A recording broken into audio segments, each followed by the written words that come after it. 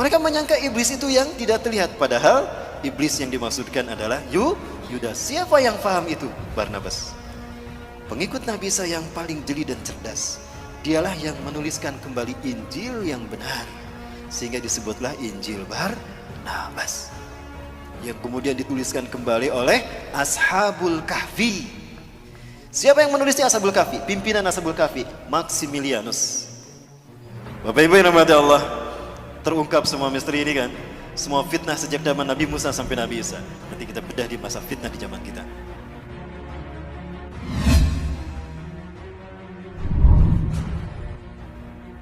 Dia Dajjal. Di zaman Nabi Isa berganti nama menjadi Yudas Iskariot. Nabi Isa lahir karena mukjizat Allah kan? Kalimatullah, disebutnya kalimatullah. Karena lahir karena kalimatullah. Beliau adalah proses kelahirannya sesuatu yang ajaib. Ini kudratullah dan keajaib, keagungan Allah. Lahir tanpa seorang ayah. Nabi Isa sejak kecil itu dipelihara oleh Nabi Zakaria. Karena Nabi Zakaria ini adalah kakeknya. Nabi Zakaria adalah pamannya Siti Maryam. Maka Nabi Isa ini adalah cucu Nabi Zakaria. Dan Nabi Zakaria saat itu melahirkan anak yang bernama Nabi Yahya. Itu hampir satu usia, satu angkatan dengan Nabi Isa. Kedua-duanya dibawa ke Baitul Maqdis, bumi Isra Mi'raj Rasulullah, di Al-Aqsa. Mendengar ceramah pendeta Sanhedrin. Pendeta Sanhedrin inilah pendeta yang memalsukan Taurat menjadi Talmud. Apa yang mereka lakukan? Yuharifunal kalima am mawadih. Dia menghapuskan satu ayat dari tempatnya. Summa yaktubunal kitaba bi aidihim, lalu dia menulis ayat dengan tangannya sendiri. Summa yaquluna hadza min indillah, kemudian dia mengatakan ini datang dari Allah. Wa ma huwa min indillah, padahal itu bukan dari Allah. Maka setiap kali mereka ceramah tentang inilah Bapak Ibu Taurat yang Allah turunkan pada kita, itu di Masjidil Aqsa, itu di Baitul Maqdis. Nabi Isa saat itu usianya baru 9 tahun. Nah, Nabi Isa dibawa sama Nabi Zakaria ke Baitul Maqdis, mendengarkan ceramahnya pendeta Sanhedrin tentang Taurat. Ketahuan sama Nabi Isa yang seusia ini. Loh, kok Taurat kayak gitu? Itu bukan Taurat. Langsung Nabi Isa seusia dedek ini naik ke atas bangku, langsung tolak pinggang. Wailun lakum in tahu an hadhil mushkilah. Celaka kalian, berhenti dari kebusukan kalian. Innakum tuharifuna al-kalima am mawadih. Kalian telah merubah satu ayat dari tempatnya. Itu ayat kalian sendiri yang ngarang. Taurat demi Allah, bukan demikian. Aku Isa bin Maryam, Nabi dan Rasul Allah. Allah mewahyukan kepadaku bukan hanya Injil tapi juga Taurat. Taurat yang kalian maksudkan harusnya begini, bla bla bla bla bla. Setiap kali ceramah pendeta Sanhedrin itu dibantah sama Nabi Isa. Setiap kali pendeta Sanhedrin ceramah, Nabi Isa membantahnya karena mereka membohongkan Taurat. Maka apa yang terjadi? Wah, itu para pendeta Sanhedrin kumpul tuh. Ini anak iki bocah, kalau dibiarin tekor kita. Ketahuan bohongnya kita kan? Jadi gimana? Bunuh dia. Kita ini pesuruh Tuhan, gak mungkin kita membunuh orang manusia. Apalagi dia Nabi dan Rasul. Gampang, bukan kita yang membunuhnya. Kan kita sudah terbiasa mengarang cerita. Bikin aja cerita. Cerita apa? Cerita Tuhan bingung. Pernah dengar doktrin Tuhan bingung? Dari sinilah lahirnya keyakinan agama Kristen hari ini. Dikarang cerita Tuhan bingung, disebarkan kepada manusia. Maka jadi agama sekarang. Kenapa Tuhan bingung? Bingung mikirin Nabi Adam. Udah jelas jangan dipetik tuh buah pohon kayu. Dipetik sama Siti Hawa kan? Lalu dimakan. Tuhan marah saat itu. Tuhan murka. Ketika Tuhan akan menghukum Adam, aduh kasihan Adam. Adam tuh manusia. Jangankan Adam, alam semesta aku sentil hancur. Apalagi Adam. Maka bingung Tuhan. Kok Tuhan bingung? Inilah jahatnya, inilah sesatnya mereka. Akhirnya Tuhan menemukan ide. Eureka, kata Tuhan. Aku ini kan Tuhan. Tuhan immortal, tidak mati. Kalau gitu aku saja yang dihukum. Bapak Ibu, saya sedang menceritakan satu mata ini. Dan ini Dajjal. Kita tahu pada akhirnya Samiri di zaman Nabi Musa, Dajjal. Dan di zaman Nabi Isa, Dajjal berganti nama Yudas. Kenapa dia berganti nama? Untuk menyembunyikan identitasnya. Dan dia berganti-ganti kostum. Inilah Dajjal. Lalu kapan nanti Dajjal muncul? Saya sampaikan untuk masa kita ya Bapak Ibu sekalian. Hanya Allah yang tahu. Rasulullah memberikan ciri-cirinya. Nah, ciri-ciri itu yang akan kita bahas tuntas. Tuhan bingung tadi, Tuhan bingung tadi. Akhirnya gimana? Aku kan Tuhan, aku tidak mati. Kalau gitu aku saja yang menggantikan Adam, jangan Adam yang dihukum. Jibril, sini Jibril. Catat Jibril, bikin maklumat Tuhan. Baik Tuhan, Jibril buka laptop, ketik tuh maklumat Tuhan _2. Sampun Tuhan. Tulis Jibril, nomor 1, Tuhan menjelma menjadi manusia. Ilahul Mubasyar. Baik Tuhan, maklumat Tuhan _2. Nomor 1, Tuhan menjelma menjadi manusia. Saya siap membantah, menghujahkan ini. Jika ada orang-orang non-muslim, Kristen yang tersinggung, silakan berdebat dengan saya. Ini studi saya loh Pak Ibu tentang kristologi. Ya. Kemudian apa? Ketika Tuhan berpikir akan menjelma menjadi manusia, Tuhan bingung bagaimana turun ke bumi. Kalau turun begitu saja simsalabim, tring ada, manusia nggak akan percaya. Oh berarti Tuhan harus menjelma menjadi manusia, lahir secara normal. Jibril, nomor 2 Jibril. Baik Tuhan, apa Tuhan? Tuhan lahir secara normal. Baik, maklumat nomor 2, Tuhan lahir secara normal. Bingung lagi Tuhan kalau Tuhan lahir secara normal. Lah siapa wanita yang layak melahirkan Tuhan? Jibril ngasih masukan sama Tuhan. Masya Allah, inilah jahatnya, sesatnya Sanhedrin. Ini mereka mengarang cerita ini. Tuhan, boleh saya interupsi ngasih masukan? Oh apa itu Jibril? Gini Tuhan, Engkau pernah mengutus saya ke Bethlehem, ke Nazaret. Di Nazaret ada seorang wanita suci Tuhan. Dia belum pernah mengotori dirinya dan kesuciannya. Hidupnya hanya untuk ibadah kepadamu Tuhan. Siapa Jibril? Masa Tuhan tidak tahu? Nah ini sesatnya mereka kan. Apa kata Jibril? Maryam Tuhan, Maryam binti Imran. Dia wanita yang hidupnya suci hanya untuk beribadah padamu. Betulkah Jibril? Iya Tuhan. Aneh Tuhan tidak tahu. Kurang update rupanya Tuhan dalam cerita ini. Maka apa kemudian kata Tuhan? Jibril, ihbit ilal ard kulli Maryam li'annani sa'ampuh min ruhi ilaiha. Jibril, turun kamu ke Maryam, sampaikan pada Maryam kalau aku akan meniupkan sebagian ruhku ke dalam rahimnya. Maka Maryam pun hamil mengandung Yesus Kristus, melahirkan sang penebus dosa. Tuhan lahir menjelma menjadi manusia untuk menebus dosa Adam. Artinya menebus dosa manusia. Maka Tuhan harus mengorbankan dirinya demi dosa, menebus dosa manusia, agar bukan manusia yang dihukum. Inilah cinta kasih Tuhan. Betul tidak Bapak Ibu? Dari sini lahir doktrin agama ini kan? Allahu Akbar. Cerita ini pun dikarang, disebarkan kepada raja-raja Herodes, raja-raja Romawi. Yang terhasut saat itu adalah Herodes. Maka semuanya paham kalau Nabi Isa itu adalah Tuhan yang menjelma menjadi manusia. Makanya mereka mengatakan Innallaha Isa ibnu Maryam. Laqad kafara alladziina qalu Innallaha Isa ibnu Maryam. Surat Al-Maidah ya. Sungguh kafirlah orang yang mengatakan Allah itu Isa bin Maryam. Nah ini dari kalangan orang-orang ini, pendeta Sanhedrin yang di zaman Nabi Zakaria mereka memasukkan Taurat menjadi Talmud. Dan ini bujuk rayu siapa? Dajjal. Kemudian Bapak Ibu yang mati Allah, maka ketika cerita ini disebarkan, fahamlah Nabi Isa kalau nyawanya terancam. Maka Nabi Isa pergi meninggalkan Palestina, meninggalkan Yerusalem, meninggalkan Al-Quds, mengembara. Saat itu usianya genap 12 tahun. Mengembara Nabi Isa alaihissalam, ada satu kaum di mana kaum itu banyak yang buta sejak lahir, diobatin oleh Nabi Isa alaihissalam. Bismillahirrahmanirrahim. Diusap, sembuh. Masaha yamsahu masihan wa mashatan. Mashan wa mashatan. Diusap, mengusap itu masaha. Maka orang yang mengusap disebut masihun al-masih. Man anta? Kaifa tastati an tuslih hadzal ain? Siapa Anda? Bagaimana Anda bisa menyembuhkan kedua mata saya ini? Aina ya? Apa kata beliau? Aku Isa bin Maryam, aku Nabi dan Rasulullah. Berimanlah kepadaku. Engkau Nabi dan Rasulullah? Iya. Allah telah mengutusku menjadi Nabi dan Rasul bagi kalian. Dijelaskan dakwah Nabi Isa, berimanlah mereka. Salah satu dari mereka yang beriman bernama Barnabas. Mengembara lagi.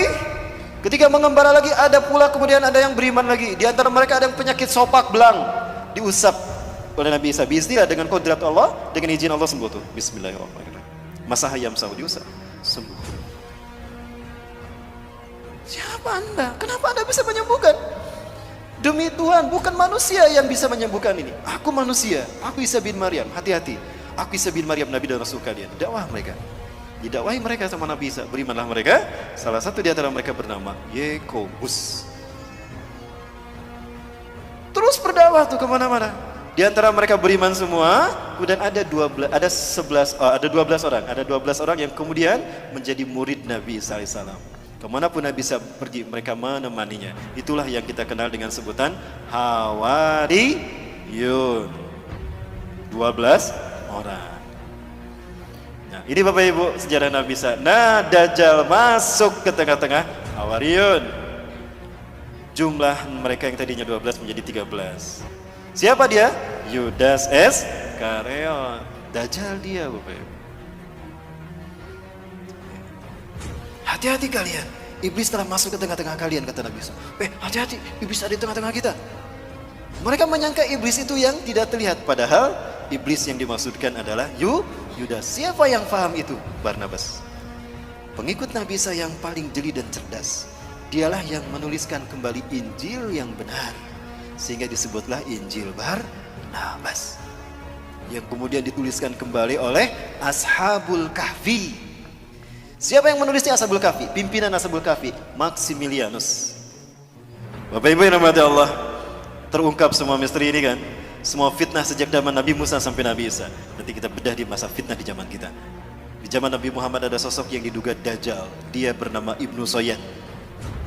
Ciri-cirinya mirip Dajjal, tapi ternyata dia bukan Dajjal. Rasulullah belum pernah bertemu Dajjal. Yang pernah bertemu dengan Dajjal adalah Tamim Ad-Dari, seorang sahabat dari Persia, sekampung dengan Salman Al-Farisi. Dia adalah seorang pelaut. Dia melihat Dajjal dengan mata kepala sendiri. Ini satu dalil kuat bagi kita bahwa Dajjal itu manusia, bukan Fomeo. Setelah sampai kepada momen terkait dengan Yudas Iskariot ini, pengkhianatannya, Allah berfirman pada Nabi Isa, Isa bin Maryam, aku akan menyampaikan engkau kepada saat di mana engkau akan aku angkat. Bapak Ibu silakan buka Quran surat Al-Imran ayat 55. Nabi Isa merasakan akan ada pengkhianatan dari Yudas Iskariot dan kaumnya. Para pendeta Sanhedrin berhasil menipu Raja Romawi yang bernama Herodes, atau orang menyebutnya Herodus yang agung, the Great Herodus. Maka saat itu Herodus dan pasukan Romawi datang mencari-cari Nabi Isa untuk menangkap Nabi Isa dan menyalib Nabi Isa alaihissalam. Allah wahyukan itu pada Nabi Isa. Maka Nabi Isa memahami itu, kemudian Nabi Isa berfirman. Ada dalam Quran surat As-Saff. A'udzubillahi minasyaitonirrajim. Iz qala Isa ibn Maryam lil hawariyyin man ansari ila Allah. Surat As-Saff. Ingatlah ketika bersabda Isa bin Maryam kepada Hawariyin, siapakah yang akan menolong aku untuk menegakkan agama Allah? Qala al-hawariyuna nahnu ansarullah. Itu saat terakhir perpisahan dengan Nabi Isa. Kemudian Nabi Isa mengatakan, kelak di antara kalian ada orang yang berkhianat kepadaku dan dia menggantikan tempat kedudukanku. Ya. Kemudian apa yang terjadi Bapak Ibu? Datanglah seseorang kepada Nabi Isa dan kaumnya Hawariyun. Intabi wa antum. Bersembunyilah kalian.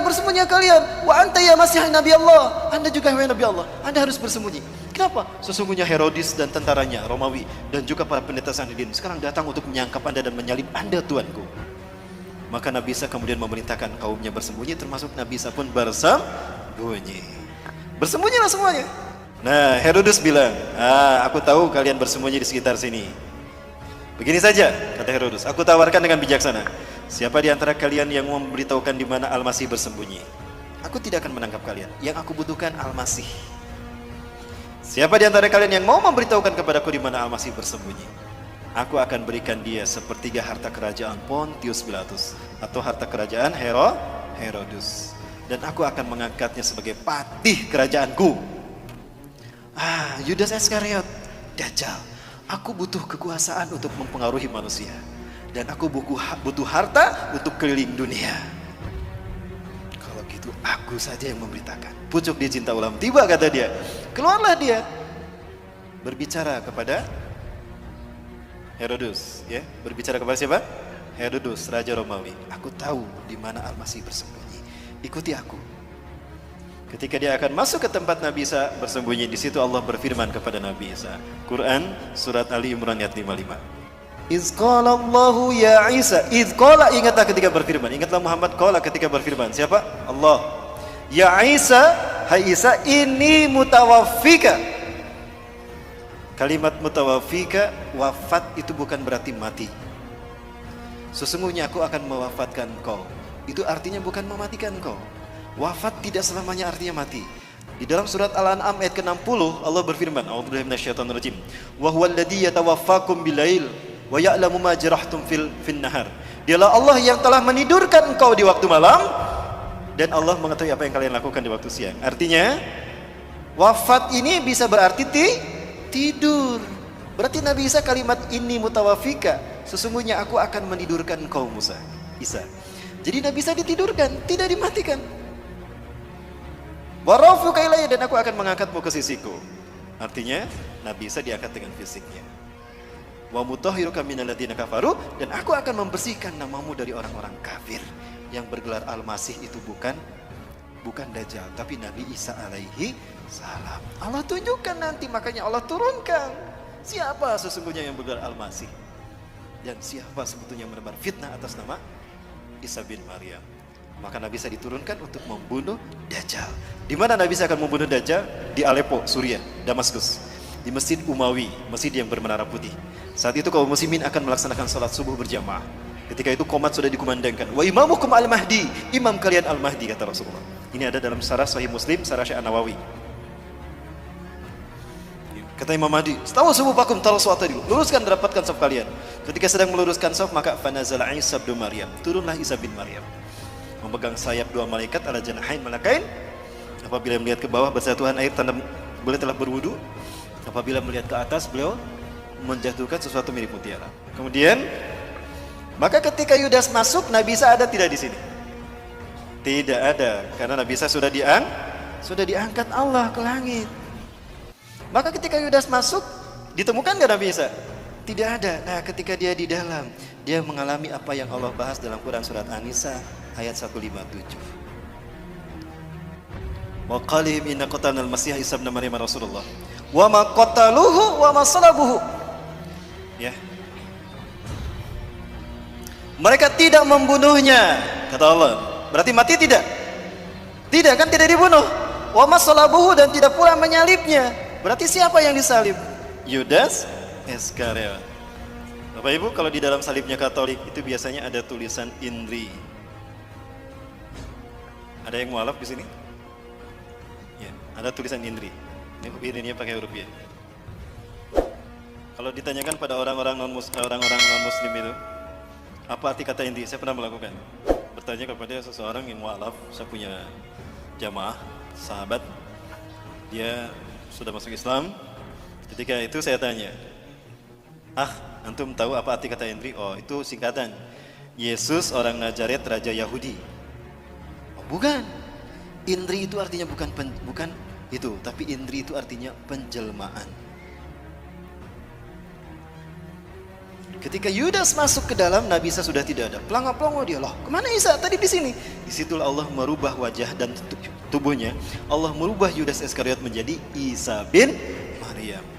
Mereka tidak membunuh Isa bin Maryam dan tidak punya menyalibnya, tetapi mereka diserupakan. Tetapi dia diserupakan oleh Allah untuk Isa bin Maryam. Ya. Maka Yudas dirubah menjadi Nabi Isa. Maka ketika Yudas keluar, siapa yang ditangkap oleh Herodes? Si Yudas. Loh, kok aku yang ditangkap? Lastu Isa, anak Yudas ali diadul kumilai.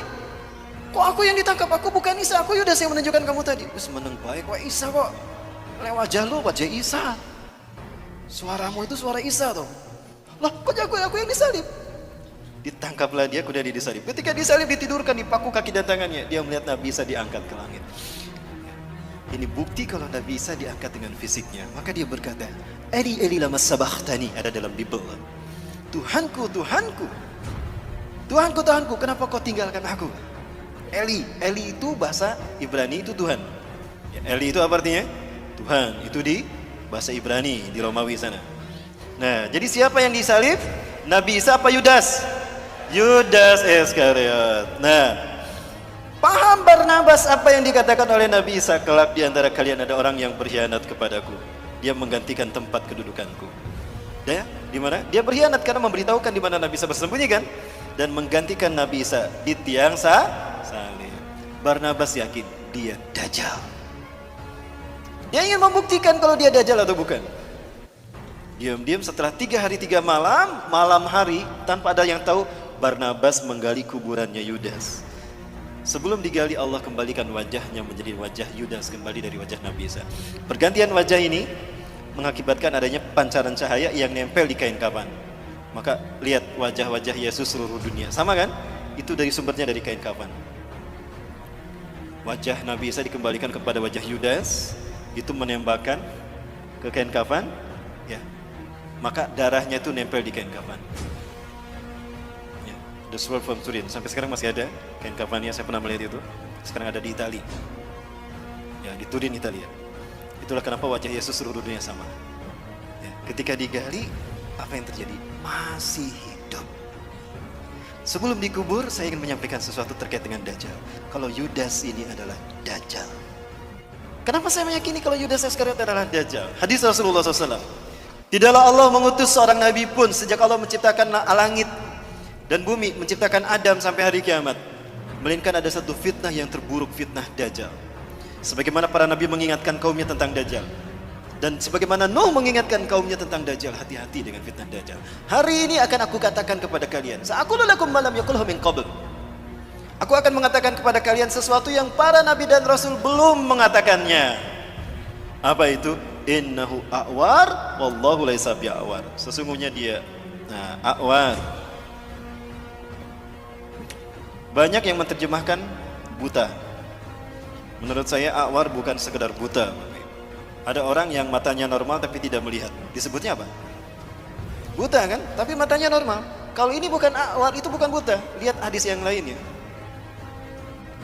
Ka'anna ainuhu ainabah. Seolah-olah matanya itu seperti anggur yang menonjol, hitam semua. Artinya pecak. Jadi bukan buta tapi pecak. Pertanyaannya, kenapa cuma Rasulullah yang memberitahukan kalau dia itu pecak sebelah mata kanannya? Karena peristiwanya terjadi setelah Nabi Isa diangkat. Apa itu? Setelah si Yudas Iskariot disalib, dia diarak ke bukit Golgota. Nah, diarak dia ke bukit Golgota, bukit tengkorak. Ketika diarak, Herodes memegang pedang di tangan kanannya, Old Testament perjanjian lama di tangan kirinya. Itu pedang ditusuk-tusukan ke tubuh Yudas Iskariot. Ketika pedang tadi menusuk tubuhnya, bercucuran darah, Bapak Ibu. Ketika darah bercucuran, para pendeta Sanhedrin dan tentara Romawi berebut darah tersebut, diminum. Itu rukun ke-5 agama Kristen. Ekaristi Holy Water, rukun meminum air suci. Kenapa mereka meminum darah itu? Karena mereka meyakini kalau ada bagian tubuh Yesus bercampur dalam tubuh mereka, mereka tidak akan pernah masuk neraka. Mereka akan masuk surga. Jika ada tubuh Yesus bersatu dengan mereka, maka darah mereka diminum. Itu menjadi rukun ke-5 agama Kristen. Ekaristi Holy Water. Kalau Bapak Ibu masuk ke dalam gereja, ada patung Bunda Maria atau patung Yesus, di depannya ada seloki, ada air warna merah darah. Banyak tuh pedang yang menusuk tubuhnya, dagingnya terkelupas, darah dagingnya diambil dimakan. Rukun ke-3 agama Kristen, Ekaristi Gusti Kudus. Selesai kebaktian, mereka berbaris untuk keluar, pastor pegang nampan di depannya kan, bagi-bagi kue kecil. Nah, salah satu tusukan pedang itu menusuk mata kanan Yudas Iskariot. Inilah yang Rasulullah katakan, hari ini aku akan beritakan pada kalian sesuatu tentang Dajjal yang para nabi belum memberitahukannya. Dia itu pecak sebelah mata kanannya, dan Allah tidak pecak. Kenapa cuma Rasul yang memberitahukan? Karena hilangnya mata kanan Dajjal, rusaknya mata kanan Dajjal terjadi setelah Nabi Isa diangkat. Jadi siapa yang memberitahukan kepada umat manusia berikutnya? Nabi Muhammad SAW. Jadi siapa yang disalib? Yudas atau alias Dajjal. Orang Kristen pun yakin dia akan turun. Bapak Ibu, di HP saya ada tayangan dalam bahasa Inggris. Ternyata mereka sudah yakin betul bahwa Tuhan yang mereka sembah itu salah. Bahwa Tuhan yang mereka sembah itu ternyata adalah dalam menurut umat Islam. Dan mereka yakin sebentar lagi Isa yang sesungguhnya, the truth, Al-Masih will come to kill this antichrist. Itu kata mereka. Saya tunjukkan ini adalah masjid yang menjadi tempat pertemuan Nabi Isa alaihissalam dengan Dajjal. Rasulullah SAW menyebutkan saat itu kaum muslimin akan melaksanakan sholat subuh. Wa imamukum al-mahdi, dan imam kalian adalah al-mahdi. Ketika qomat tadi kan Nabi Isa turun ya. Nah, Nabi Isa turun. Di mana turunnya? Di masjid Indal Manaratil Bayda, di masjid bermenara putih Syarqiyah Damaskus, di Damaskus Timur. Ketika Nabi Isa turun, kata Imam Mahdi, "Ta'ali Nabi Allah, salli lana." Mari Kanjeng Nabi, imami kami salat. Imam Mahdi mundur. Ternyata Nabi Isa tidak mau jadi imam salat. Didorong tuh Imam Mahdi oleh Nabi Isa. La taqaddam hadhihi uqimat laks. Tukrimatullah ala hadhil ummah, inna ba'dakum li ba'din umara. Tidak, qomat ini untuk Anda, maju ke depan. Andalah imam mereka, karena sebagian dari kalian ada pemimpin sebagian hari. Inilah kemuliaan Allah berikan pada umat ini. Allahu Akbar. Nabi Isa sholat di belakang Imam Mahdi. Apakah Imam Mahdi lebih mulia dari Nabi Isa? Tidak. Pelajari Quran surat Ali Imran 81-82. Itu jawaban kenapa Nabi Isa tidak mau menjadi imam sholat. Selesai melaksanakan sholat berjamaah subuh, imamnya Imam Mahdi. Apa kata Nabi Isa? Iftahil bab, buka pintu masjid itu. Ketika dibuka pintu masjid ini, ternyata tampaklah Dajjal dengan 70.000 Yahudi Isfahan, dari lembah Isfahan, Iran. Inilah kenapa Iran menjadi Syiah, karena Syiah ciptaan Dajjal. Begitu dibukakan, kaget Dajjal ketika ada Nabi Isa di dalam. Aduh, malaikat mautku sudah datang. Merinding dia, kata Rasulullah. Mencair dia seperti garam yang terkena air. Rasulullah menyebutkan, harumnya tubuh Nabi Isa tercium sampai sejauh mata memandang. Dan jika orang wa in yahusumul kafirun matu baktatan. Jika orang kafir mencium bau harumnya Nabi Isa, tubuhnya maka mati seketika. Itu barisan depannya mati semua, plak, mati. Sisanya mereka lari tunggang langgang. Dajjal sendiri itu merinding dia. Lari dari Aleppo, lari ke Israel, Bapak Ibu. Cepat dia larinya. Begitu lari ke barat ada Nabi Isa. Aduh, ada Nabi Isa. Lari ke timur ada Nabi Isa. Lari ke utara ada Nabi Isa.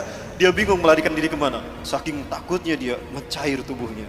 Artinya deras mengalir keringatnya. Maka di pintu ludlah Nabi Isa menemukan Yudas Iskariot alias Dajjal. Di pintu Lut, kata Rasulullah dalam hadis riwayat Imam At-Tirmidzi, Dajjal terdampar, tidak bisa melarikan diri. Dibunuhlah oleh Nabi Isa alaihissalam. Ya, kemudian di pintu Lut lah dia terdampar. Di mana pintu Lut itu? Pintu Lut adalah tempat di mana Dajjal dibunuh Nabi Isa. Ini kata Rasulullah di dalam hadis riwayat Imam Al-Hakim dalam kitab Al-Mustadraknya. Isa bin Maryam akan membunuh Dajjal di gerbang Lut. Yaqtulu Isa bin Maryam ad-Dajjal bi Babiludin. Ya, hadis riwayat Imam At-Tirmidzi dalam kitab Al-Mustadrak juz ke-4 halaman 105. Seperti apa pintu Lut di mana Nabi Isa membunuh Dajjal? Ini dia. Inilah pintu Lutnya. Subhanallah. Di Lut itu sekarang 13 mil timur Tel Aviv. Bapak Ibu kalau umroh plus Aqsa, saya biasa membawa jamaah ke Tel Aviv. Tapi kita tidak bisa masuk ke dalam karena ada pangkalan militer Angkatan Udara Israel. Bapak Ibu rahmatullah. Pertanyaannya, kapan itu terjadi? Baik, kapan itu terjadi Bapak Ibu? Mau kita bahas angkanya? Kita hitung angkanya. Kapan Dajjal muncul kata Rasulullah? Baik, kita bahas dulu angkanya Bapak Ibu. Ini hadis Rasulullah.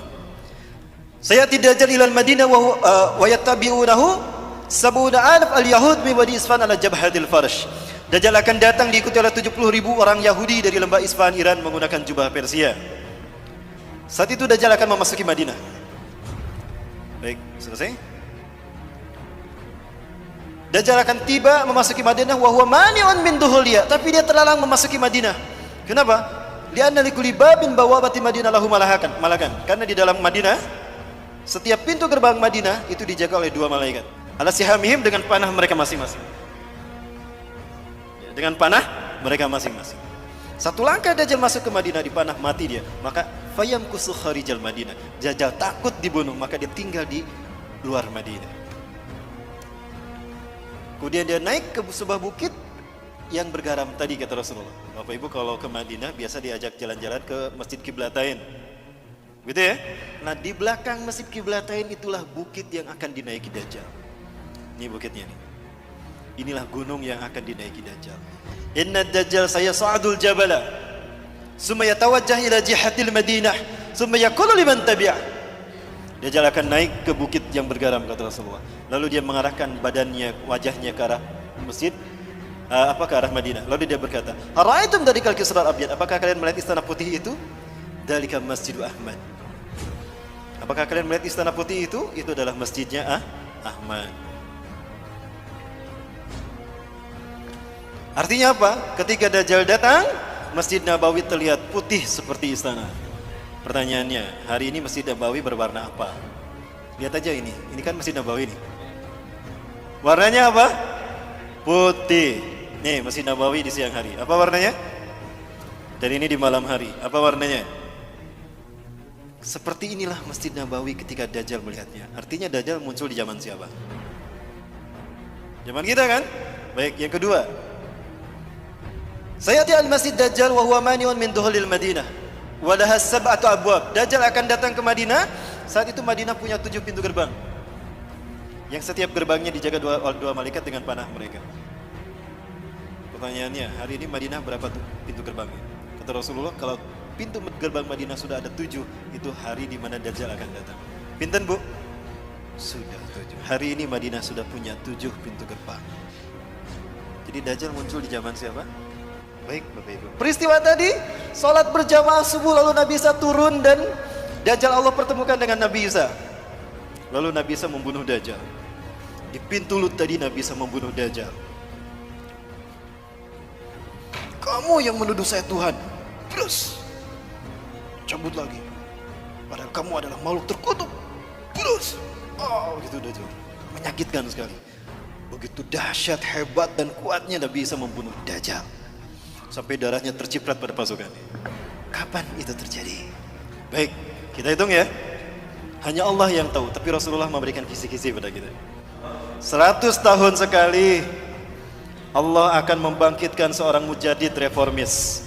Bukan Nabi, bukan Rasul, tapi mujadid yang tugasnya satu, membersihkan Islam dari ajaran sesat. Islam bersih sebagaimana Rasulullah dan para sahabat dulu. Kemudian Imam Mahdi ini, mujadid ini akan membuat Islam memimpin dunia. Seluruh dunia akan dipimpin oleh Islam. Itu 100 tahun sekali terjadinya setelah Rasulullah wafat. Pertanyaannya, abad kejadian Islam sebelum kita siapa? Turki Utsmani. Turki Utsmani berakhir di tahun berapa? 1924. Baik, andaikan ini abad kejayaan Islam sebelum kita. Sepakat ini abad kejayaan Islam sebelum kita? Tambah 100, berapa? Berapa? 2024. Saiki tahun pinten Mas? 2019. Berapa tahun lagi? 5 tahun lagi. 5 tahun lagi? Berarti ini adalah tahun tersulit bagi kita tinggal di muka bumi. Bapak Ibu sekalian, 5 tahun ini saya potong menjadi 3. Kenapa 3? Ini kata Rasulullah dari hadis riwayat Abi Umamah. Betulkah 3 tahun lagi? Nantikan di episode yang akan datang. Barangkali itu dulu Bapak Ibu yang dapat saya sampaikan, lebih dan kurangnya mohon maaf. Yang benar dari Allah, yang salah ada kelipan saya pribadi dan saya beristighfar, astagfirullahaladzim. Ya, terima kasih Bapak Ibu. Hadanallahu wa yakum asmin wa minkum. Assalamualaikum warahmatullahi wabarakatuh.